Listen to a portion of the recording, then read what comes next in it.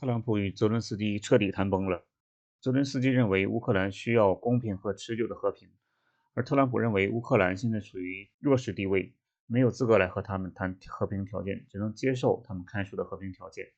也就是用特朗普的话来说，就是他们现在没有牌可打。会后，特朗普请泽连斯基立即离开白宫，当初预定的午餐会取消，特朗普与泽连斯基的联合记者会取消，当天泽连斯基华盛顿演讲会取消，美乌经济合作协议也没有签署。 For 4 years in the United States of America, we had a president who stood up at press conferences and talked tough about Vladimir Putin, and then Putin invaded Ukraine and destroyed a significant chunk of the country. The path to peace and the path to prosperity is maybe engaging in diplomacy. We tried the pathway of Joe Biden of thumping our chest and pretending that the President of the United States' words mattered more than the President of the United States' actions.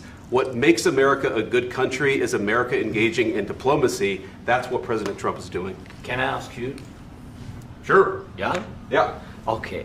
So he occupied our parts, big parts of Ukraine, part of East and Crimea. So he occupied it on 2014.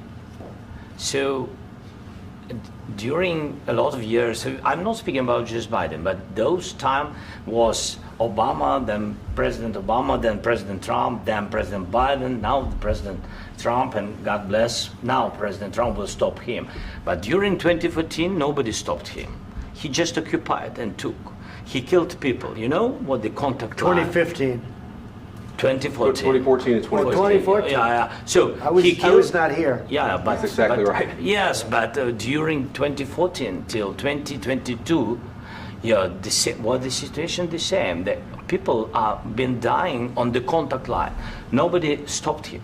You know that we had conversations with him, a lot of conversation, my bilateral conversation, and we signed with him, me, like a new president.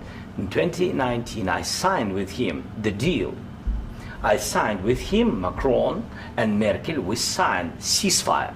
Ceasefire. All of them told me that he will never go. We signed with him with gas contract. Gas contract. Yes, but after that, he broken this ceasefire. He killed our people and he didn't exchange prisoners. We signed the exchange of prisoners, but he didn't do it. What kind of diplomacy, JD, you are speaking about? What do you mean? I'm talking about the kind of diplomacy that's going to end the destruction of your country. Yes, but if you Mr. President, with respect, I think it's disrespectful for you to come into the Oval Office and try to litigate this in front of the American media. Right now, you guys are going around and forcing conscripts to the front lines because you have manpower problems. You should be thanking the president for trying to bring an end to this conflict. Have you ever been to Ukraine that you say what problems we have? I have been to. Come once. I've actually watched and seen the stories, and I know what happens is you bring them on a propaganda tour, Mr. President. Do you disagree that you've had problems bringing people into your military? And do you think that it's respectful to come to the Oval Office of the United States of America and attack the administration that is trying to prevent the destruction of your country? A lot of questions. Let's start from the beginning. Sure. First of all, during the war, everybody has problems, even you, but you have nice ocean and don't feel now, but you will feel it in the future. God bless. You don't know that. God bless. You God bless. You will not have a war. Don't tell us what we're going to feel. We're trying to solve a problem. Don't tell us what we're going to feel. I'm not telling you. Because you're in no position to dictate that. That's exactly what you're doing. You're in no position to dictate what we're going to feel. We're going to feel very good. You will feel influence. We're going to feel very good and very strong. You will feel influence. You're right now not in a very good position. You've allowed yourself to be in a very bad position, and he happens to be right about it. From the very beginning of the war. You're not in a good position. You don't have the cards right now. With us, you start having cards. Right now, you don't. You're playing cards. You're playing cards. You're gambling with the lives of millions of people. You're gambling with World War III. You're gambling with World War III. And what you're doing is very disrespectful to the country, this country. That's back to you. Far more than a lot of people said they should have. Have you said thank you once? this A lot entire of meeting? times. No, in this Even entire meeting, today. have you said thank Even you? today. You went to Pennsylvania and campaigned for the opposition in October. Offer some words of appreciation for the United States of America and the president who's trying to save your country. Please, you think that if you will speak very loudly about the war, you He's can... not speaking loudly. He's not speaking loudly. Your country is in big trouble. Can I Wait a answer? minute. No, you've done a lot of talking. Your country is in big trouble. I know. You're not winning. I know. You're not winning this. You have a damn good chance of coming out okay because of us. Mr. President, we are staying in our country, staying strong from the very beginning of the war. We've been alone, and we are thankful. I said thanks you haven't in been this alone. cabinet, you and haven't not been only alone. in this cabinet. We gave you, through this stupid president, $350 billion. You voted we gave for you your military president. equipment, You and you voted men for are your brave, president. but they had to use our military. What about if you didn't have our military equipment, if you didn't have our military equipment, this war would have been over in 2 weeks. In 3 days, I heard it from Putin. In 3 days, this is something maybe new. less. In 2 weeks, of course, yes. It's going to be a very hard thing to do business like this. Again, I tell you. just say thank you. I said a lot of times to American people. Accept that there are disagreements, and let's go litigate those disagreements rather than trying to fight it out in the American media when you're wrong. We know that you're wrong. But you see, I think it's good for the American people to see what's going on. I understand, sir. I think it's very important. That's why I kept this going so long. You have to be thankful. You don't have the cards. You're buried there. Your people are dying. You're running low on soldiers. Listen, you're running low on soldiers. It would be a damn good thing. And then you tell us, I don't want a ceasefire. I don't want a ceasefire. I want to go, and I want this.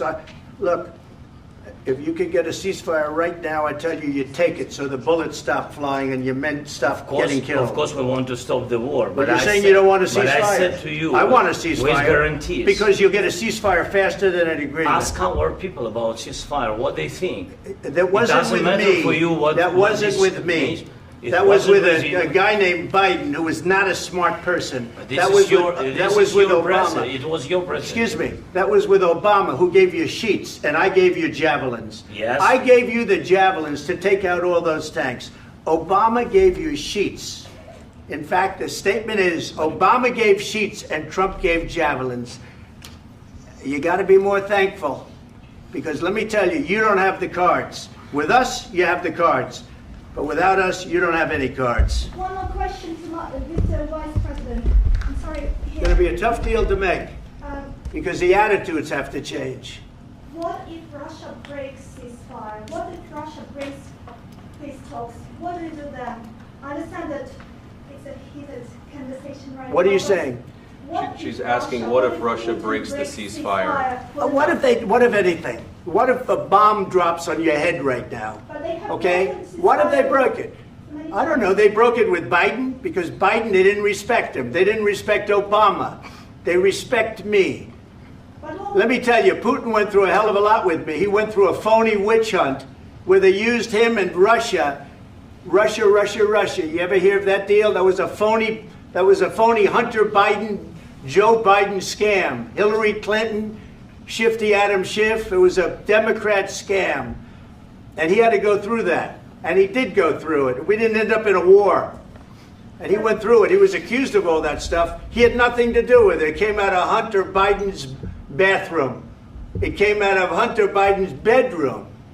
It was disgusting. And then they said, oh, the laptop from hell was made by Russia. The 51 agents.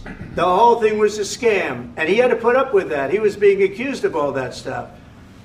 All I can say is this. He might have broken deals with Obama and Bush, and he might have broken them with Biden. He did, maybe. Maybe he didn't. I don't know what happened. But he didn't break them with me. He wants to make a deal. I don't know if you can make a deal. The problem is I've empowered you to be a tough guy. And I don't think you'd be a tough guy without the United States. And your people are very brave. But you're either going to make a deal or we're out. And if we're out, you'll fight it out. I don't think it's going to be pretty, but you'll fight it out.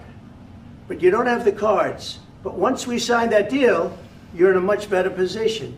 But you're not acting at all thankful. And that's not a nice thing. I'll be honest, that's not a nice thing.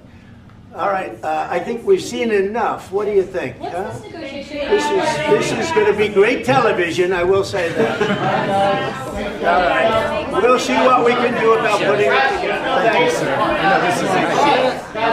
现场呢，还有一个美国人问到泽连斯基，说你为什么不穿西装呢？